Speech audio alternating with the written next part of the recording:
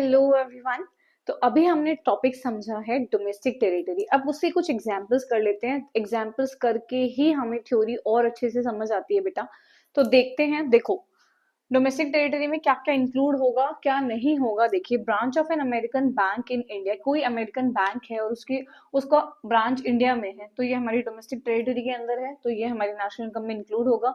Office of Tata enterprises in America, America में, ये हमारी डोमेस्टिक टेरिटरी से बाहर है, तो ये इंक्लूड नहीं होगा। इंडियन एम्बेसी, कहीं भी हो इंडिया की एम्बेसी देखना ही नहीं है, सीधा टेक। रशिया एम्बेसी हमारा कोई लेना देना नहीं है, नहीं इंक्लूड होगा। And Indian company in London, London में हमारी डोमेस्टिक टेरिटरी से बाहर है। जो मैंने आपको 3 पॉइंट्स बताए ना, ships and aircraft, fishing vessels and oil natural gas वाला, और एम्बेसी ऑफ इंडिया या मिलिट्री बेसमेंट, वही 3 इंक्लूड होंगे, उसके अलावा कुछ नहीं। तो an Indian company in London, location देखो, नहीं होगा। Branch of a state of bank, हमारा इंडिया का बैंक है बट स्टिल चाइना में है, नहीं इंक्लूड होगा।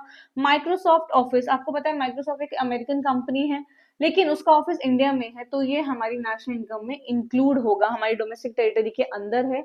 तो इसकी जो इनकम होगी ये हमारे नेशनल इनकम में इंक्लूड करेंगे। आई होप आपको समझ आया होगा। Thank you so much for watching.